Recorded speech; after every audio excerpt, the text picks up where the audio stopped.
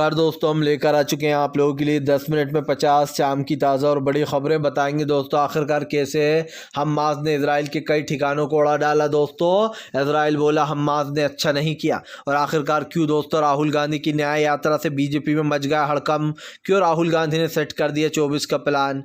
आखिरकार क्यों दोस्तों ममता बनर्जी भड़क गई राम मंदिर के नाम पर। और क्यों दोस्तों आपको बताते चले हमास और इजराइल की जंग के बीच में सीज फायर नहीं युद्ध विराम को लेकर चल रही है चर्चा। तो तमाम खबरों पर होगी बात। उससे पहले अगर आपने अब तक हमारे चैनल को सब्सक्राइब नहीं किया जल्दी से करिए। पास में एक घंटी आएगी इसको भी दबाइए ताकि हर वीडियो की अपडेट आप तक पहुंच पाए। दरअसल दोस्तों आपको बताते चले फिलहाल हमास ने फिर से एक बार इजराइल के कई ठिकानों को कर दिया ध्वस्त। इजराइल बौखलाया।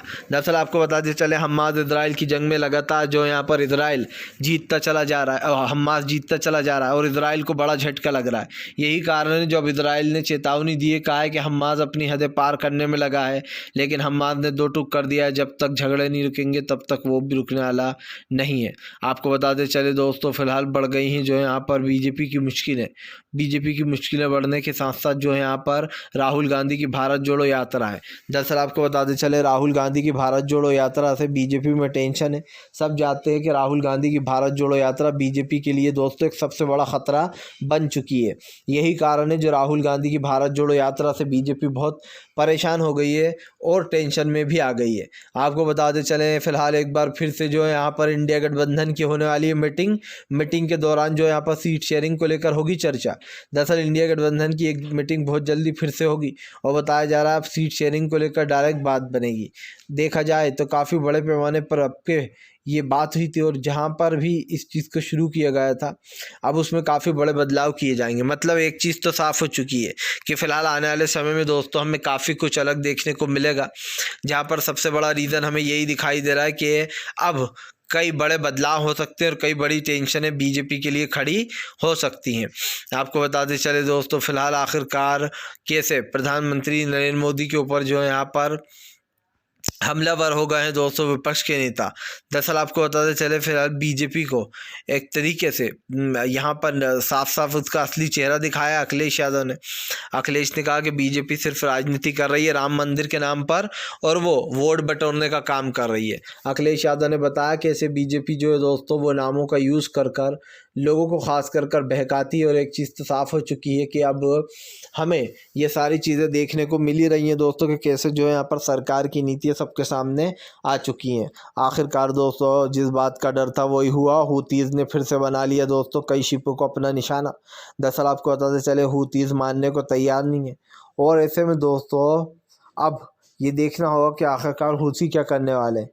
क्योंकि हम आपको बताते चले कि फ़िलहाल हूती विद्रोहियों ने दोस्तों काफ़ी बड़े बड़े कारनामे किए जिसका खुलासा भी हमने किया ही था, जिसके बाद उसने फिर से कई शिपों को उड़ा डाला है और ये साफ साफ देखा जा सकता है।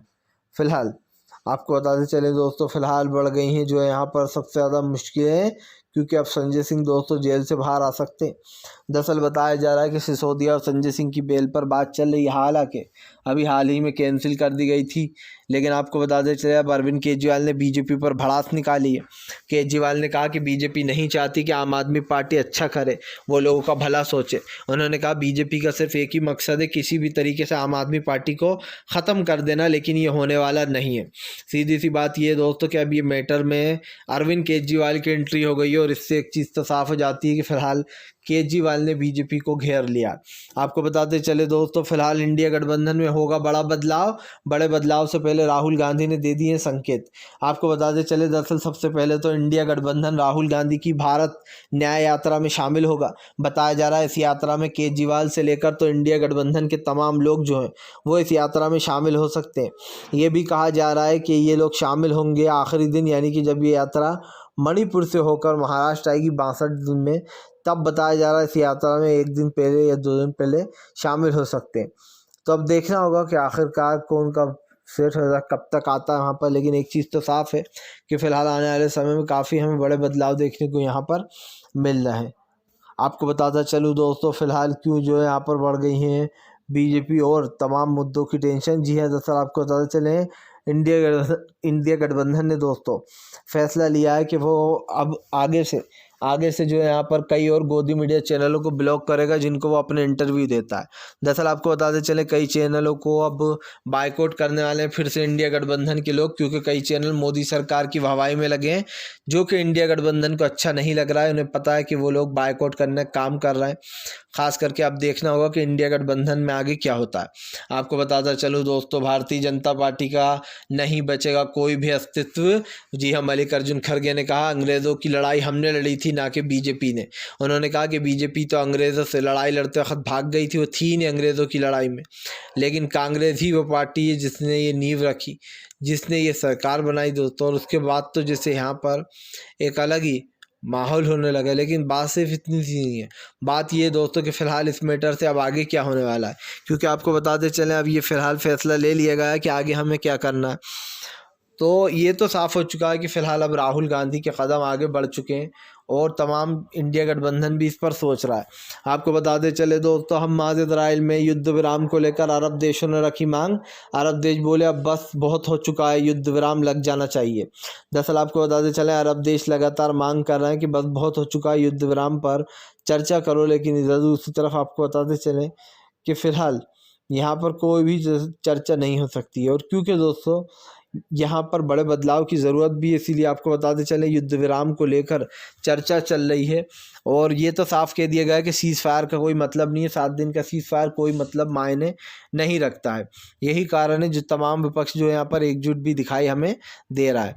आपको बताते चले दोस्तों, फ़िलहाल यहाँ पर काफ़ी चेंजेस हो चुके हैं। दरअसल दोस्तों आपको बताते चलें फ़िलहाल इस बार जो है यहाँ पर पूरे प्लान के साथ मैदान में उतरेंगे राहुल गांधी। राहुल का ये रहा प्लान। आपको बताते चले दोस्तों, सबसे पहले तो राहुल गांधी अपनी यात्रा 6200 किलोमीटर यानी कि 6200 किलोमीटर तक चलेंगे राहुल गांधी। इसमें दोस्तों लगभग जो है 14 राज्य को वो करेंगे। ऐसे में जो है यहाँ पर दोस्तों राहुल गांधी ने साफ कर दिया है कि उनकी यात्रा प्योर जो है यहाँ पर जनता तक अपनी जवाब पहुँचाने का एक ज़रिया। तो राहुल गांधी की इस यात्रा में राहुल गांधी भी जो है यहाँ पर एक अलग अंदाज में हमें दिखाई देंगे। और ये कहना गलत नहीं होगा दोस्तों कि फ़िलहाल टेंशन तो बढ़ने वाली है, उस टेंशन का नाम आपको दिखाई भी दे रहा है। लेकिन हमें एक चीज़ समझ में आ गई कि फ़िलहाल यहाँ पर कोई कुछ भी कर ले, अब जो है यहाँ पर दोस्तों ये बड़े बदलाव होने चाहिए, क्योंकि अब देश को इसकी ज़रूरत हो चुकी है। आपको बताते चले दोस्तों, फ़िलहाल भारतीय जनता पार्टी के ऊपर भड़क गए जो है यहाँ पर नीतीश कुमार। नीतीश बोले बीजेपी वाले कुछ भी उड़ाते, हमें कोई फ़र्क नहीं पड़ता। जैसा नीतीश कुमार का कहना है कि हम ही संयोजक हैं और हम ही थे और हम ही हैं। उन्होंने कहा कि हालांकि हमें बनना नहीं था पहले, लेकिन जब पार्टी के सब लोगों ने हम पे दबाव डाला तो हम बन गए। नीतीश कुमार ने कहा कि हमारी पार्टी में कोई मतभेद नहीं है और हम लोग सब लोग एक हैं।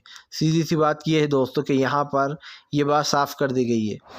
अब इस चीज़ का जो है यहाँ पर हमें काफ़ी कुछ बड़ा वो बदलाव भी मिल सकता है दोस्तों, क्योंकि यहाँ पर काफ़ी कुछ जो है यहाँ पर चीज़ों पर सोच चल रही है। और ऐसे में दोस्तों इस सोच के परे जो है यहाँ पर विपक्ष अपना काम नहीं करेगा।